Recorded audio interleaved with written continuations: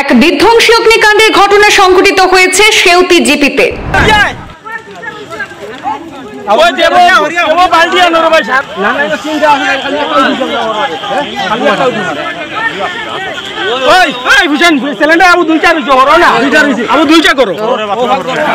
পড়ে ছারখার হয়ে গেছে ঘরের সমস্ত আসবাবপত্র, স্বর্ণালংকার, গুরুত্বপূর্ণ নথিপত্র সহ গবাদি পশুও। ক্ষয়ক্ষতি প্রায় 10 লক্ষ টাকার মতো। বরাত জুড়ে রক্ষা পেয়েছেন পরিবারের লোকজন। সর্বস্ব হারিয়ে খোলা আকাশের নিচে বিধবা মহিলার গোটা পরিবার।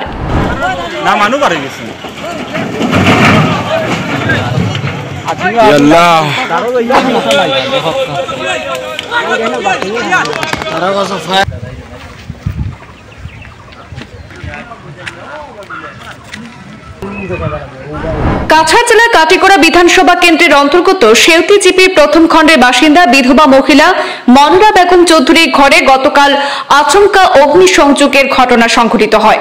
মুহূর্তের মধ্যে আগুনের লেলিহান শিখা গ্রাস করে নেয় সমস্ত ঘর।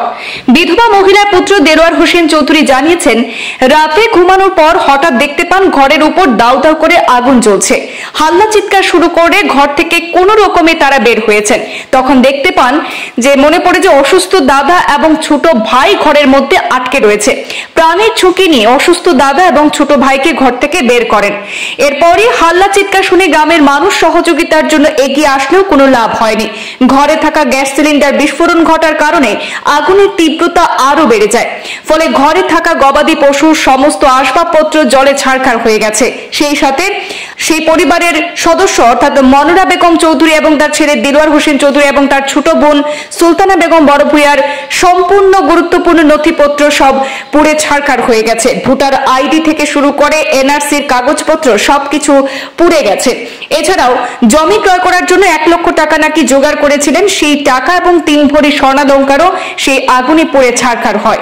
শুধু পরনের কাপড় ছাড়া আর কিছুই রক্ষা করতে পারেনি সেই পরিবার। মঙ্গলবার ঘটনার খবর পেয়ে ঘটনাস্থলে উপস্থিত হন বিহারা ফাঁড়ির এএসআই রাজকুমার কামনা, সেখানে পরিদর্শন করেছেন। সংবাদ মাধ্যমে বিধবা মহিলা মনোরা বেগম জানিয়েছেন, ওনার পরনে কাপড় ছাড়া আর কিছুই রক্ষা করতে পারেননি। পরিবারের জন্য আর্থিক সহায়তা এবং ক্ষতিপূরণ দিতে কাছাড়ের জেলা শাসক এবং কাটিগড়া সার্কেল ম্যাজিস্ট্রেট সহ বিধায়ক খলিল উদ্দিন মজুমদারের আশু হস্তক্ষেপ কামনা করেছেন। বর্তমানে গোটা পরিবারের মাথা গোঁজা ঠাঁই নেই। সর্বস্ব হারিয়ে গোটা পরিবার অসহায় হয়ে খোলা আকাশের নিচে রয়েছে। তবে আগুনের সূত্রপাত কোথা থেকে ঘটেছে তা এখনো পর্যন্ত স্পষ্ট হয়নি। পুলিশের তদন্ত অব্যাহত রয়েছে। কালকে রাত্রে 12টার সময় আমার গরো পশ্চিম সাইডটা কি লইয়া দক্ষিণ কিনা লইয়া আগুনটা লাগছে। আমার ছেলের মাথার উপরে লাগছে। তার পরে আমার ছেলে উঠে হয়েছে, মা বড় আগুন লেগেছে। হয়তো ফটাফট আমি সজাগ হয়েছি। হওয়ার পরে আমি গেছি, আমার লাইট জ্বলে, আবার লাইট জ্বলে গেছি চারিদিকে। পরে ফটাফট আমার ছেলে বাঘর থেকে জল আনছে, আনিয়া এখানে উপরে ফেলাইছে। ফেলানি পরে চারিদিক বেরিয়েছে। বেরতে সময় ফটাফটে কাটা উঠে পড়ছে। ও পড়িয়া কইছে, মা মোবাইল দাদা বাঁচাও। দাদা বাঁচা হইতে সময় বিধবা আর কি আমার শ্বশুরের কি তাই ব্রেন স্ট্রোক হয়েছে, প্যারালাইজ হয়েছে আর কি।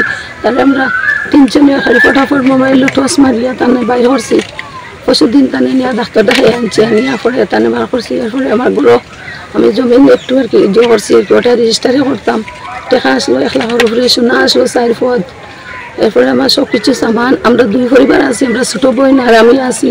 তার বাচ্চার ডকুমেন্ট সব কিছু শেষ হয়েছে। আমার এনআরসির কাগজ থেকে লইয়া সব কিছু শেষ হয়েছে। আমার এনআরসির কাগজ থেকে লইয়া, আমার বাচ্চার ডিগ্রি সার্টিফিকেট থেকে লইয়া সব কিছু শেষ হয়েছে।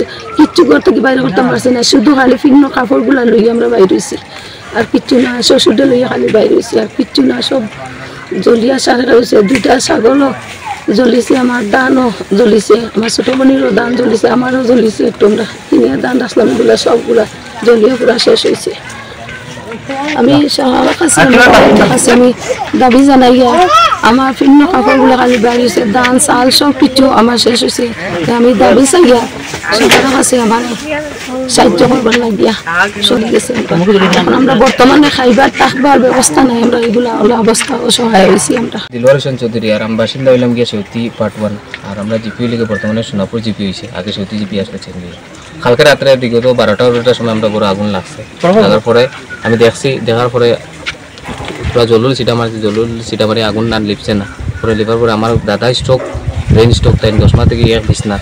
তারপরে কানরে বাহরাত লাগিয়া আমি, মা, আমার ভাই একটা, ও আর একটা ভাই আমার মাসি, আমরা সারা ডকুমেন্ট, এরপরে খাবার জিনিস, এরপরে পিন্দার জিনিস সব কিছু জ্বলিয়ে গেছে। আর আমি গ্র্যাজুয়েশনও আমার যতটা ডিগ্রি সার্টিফিকেট, সেকেন্ড ইয়ারের সার্টিফিকেট, HSLC সার্টিফিকেট সব কিছু আমার জ্বলিয়া চাই হয়ে গেছে।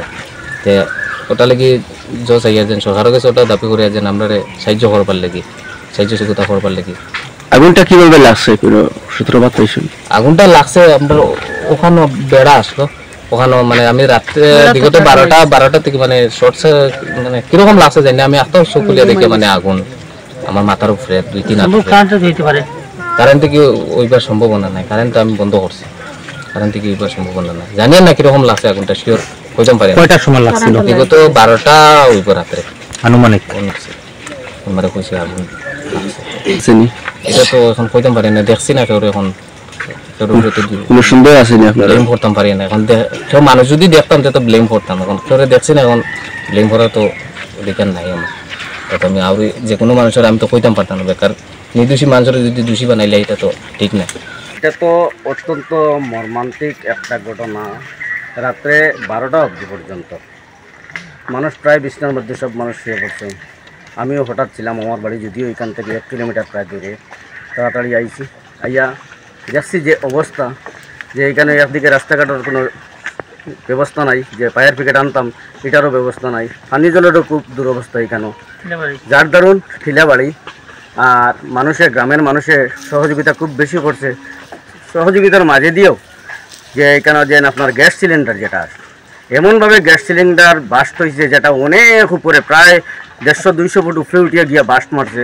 আর এইটার ভয়ে আতঙ্ক হইয়া মানুষ সব সরতে লাগছে, যার দরুন এই ঘরের কোনো একটা জিনিস, শুধুমাত্র মানুষ ব্যতীত কোনো একটা জিনিস বাঁচানো সম্ভব হয়েছে না এই সিলিন্ডারের গ্যাসের ভয়ে। আর 2 নম্বর কথাটা হয়েছে গিয়ে ওটা, ওনার যে বিধবা যে মেয়ে, বয়স তার কম, তার হাজব্যান্ডও মারা গেছেন, বয়স্ক একজন শ্বশুর, কোনো সময় শ্বশুরদের প্রাণে বাঁচাইছেন, আর কিচ্ছু করতে পারছেন না।